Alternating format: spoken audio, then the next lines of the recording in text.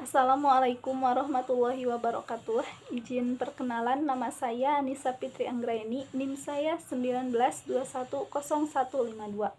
Pada kesempatan ini, saya akan menyampaikan pemaparan materi mengenai teori belajar bahasa dengan tema model pembelajaran, pendekatan pembelajaran, teknik pembelajaran, serta metode pembelajaran. Materi pertama yang akan saya bahas yaitu mengenai model pembelajaran. Sebelum mengetahui apa yang dimaksud dengan model pembelajaran itu sendiri, alangkah baiknya kita harus memahami apa yang dimaksud dengan model dan apa yang dimaksud dengan pembelajaran. Nah, model merupakan suatu pola, ragam, atau acuan dari sesuatu yang akan dibuat atau dihasilkan. Sedangkan pembelajaran yaitu proses atau cara atau perbuatan di mana perbuatan tersebut dapat menjadikan seseorang atau makhluk hidup dapat belajar. Jadi pada intinya model pembelajaran ini yaitu pola, acuan, atau ragam dari sesuatu yang akan dibuat atau dihasilkan melalui suatu proses atau cara maupun perbuatan sehingga seorang makhluk dapat memahami suatu materi. Model pembelajaran menurut Sukamto dan kawan-kawan mengemukakan model pembelajaran yaitu kerangka konseptual yang melukiskan prosedur yang sistematis dalam mengorganisasikan pengalaman belajar untuk mencapai tujuan belajar tertentu dan berfungsi sebagai pedoman bagi perencanaan pembelajaran dan para pengajar dalam merencanakan aktivitas belajar mengajar. Jadi pada intinya model pembelajaran ini dapat dijadikan sebagai pola atau acuan dari suatu pembelajaran tersebut, di mana model pembelajaran ini dijadikan sebagai pedoman dalam melakukan pembelajaran agar suatu pembelajaran dapat dilaksanakan sesuai dengan tujuan yang telah ditetapkan.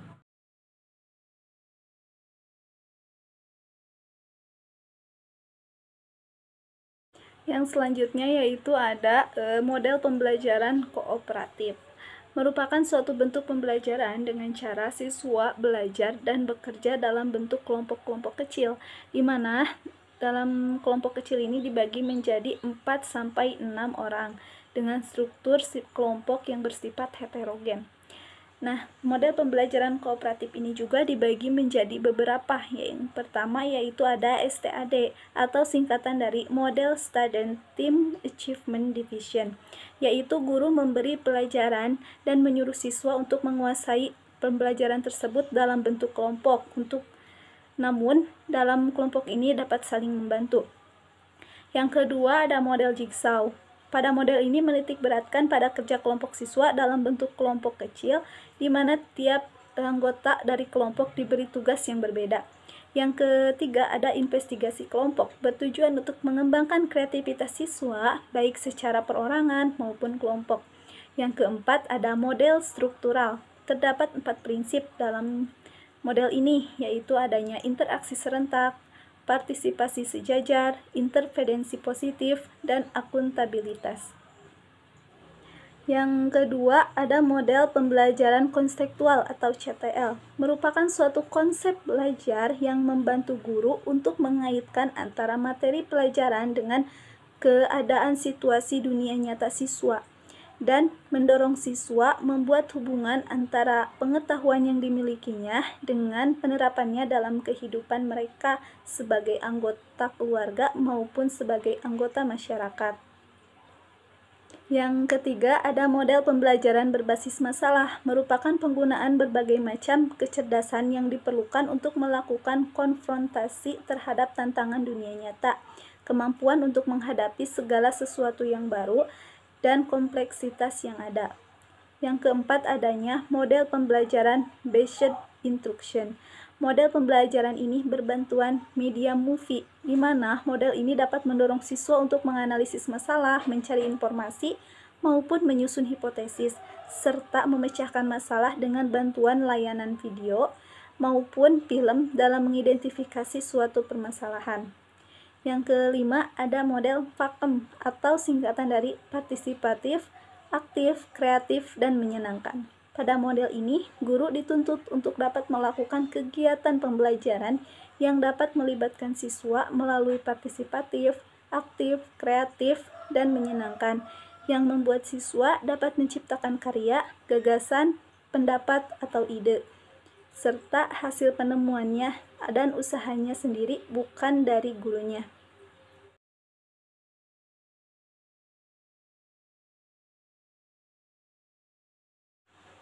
Materi selanjutnya yaitu ada pendekatan pembelajaran. Pendekatan pembelajaran yaitu sudut pandang, pandangan yang digunakan sebagai landasan dalam memilih strategi, model, teknik, dan taktik dalam membimbing anak dalam proses belajar mengajar.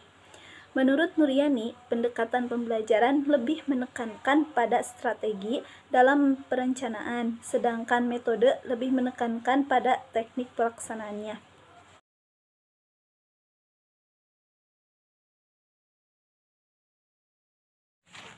Yang selanjutnya yaitu ada jenis-jenis pendekatan pembelajaran. Yang pertama ada pendekatan tujuan pembelajaran, di mana pada pendekatan ini mengarahkan guru yang harus mampu merencanakan, melaksanakan, serta mengevaluasi hasil pembelajaran agar suatu proses pembelajaran dapat tercapai. Yang kedua ada pendekatan konsep, di mana pendekatan ini dijalankan oleh guru dalam membimbing pemahaman siswa terhadap materi pembelajaran. Yang ketiga ada pendekatan lingkungan.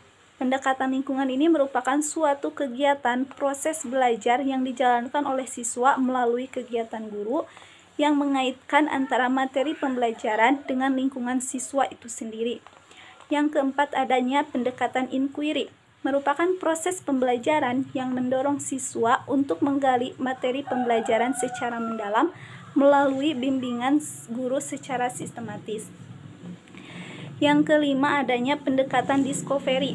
Pendekatan ini merupakan proses kegiatan belajar yang mendorong siswa untuk memperbanyak pengetahuannya yang memiliki hubungan dengan materi yang diajarkan melalui bimbingan guru terhadap materi yang diajarkan secara sistematis dan logis.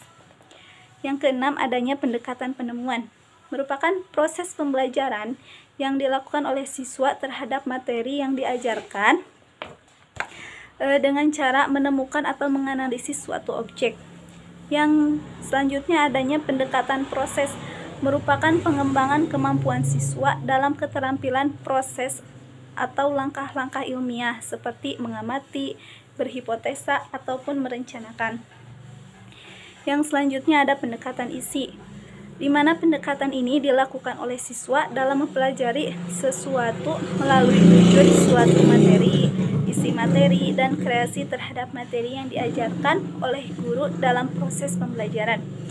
Yang selanjutnya ada pendekatan pemecahan masalah, adanya pendekatan sains teknologi, pendekatan konseptual, maupun pendekatan deduktif serta induktif.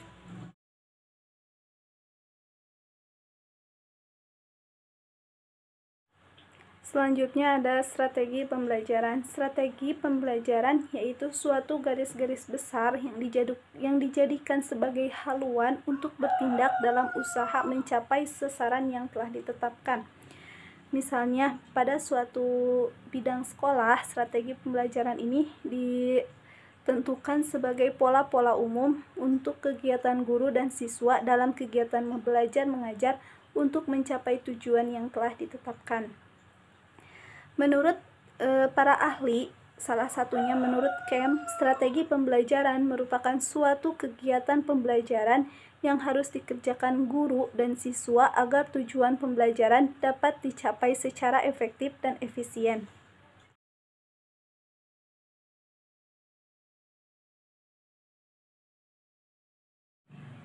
Materi selanjutnya yaitu ada metode pembelajaran. Metode pembelajaran merupakan cara-cara untuk melakukan kegiatan pembelajaran dengan langkah yang sistematis yang dilakukan oleh guru dan siswa dalam proses pembelajaran. Namun beberapa para ahli berpendapat. Yang pertama yaitu ada menurut Nana Sujana, metode pembelajaran adalah cara yang dipergunakan guru dalam mengadakan hubungan dengan siswa pada saat berlangsungnya pengajaran. Yang kedua, menurut M. Sobri Suikno, metode pembelajaran adalah cara menyajikan materi pelajaran yang dilakukan oleh pendidik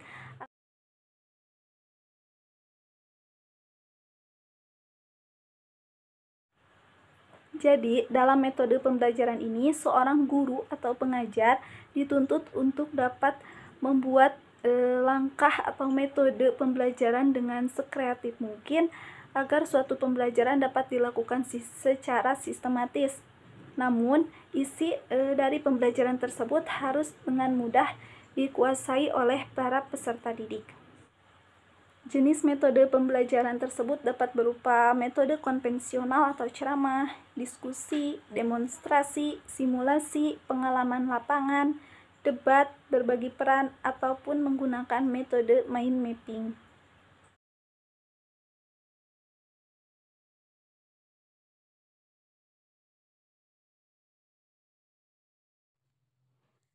Untuk selanjutnya yaitu ada kesimpulan.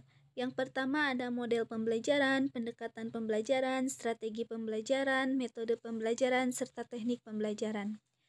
Model pembelajaran merupakan rangkaian pendekatan, strategi, metode, dan teknik atau taktik pembelajaran.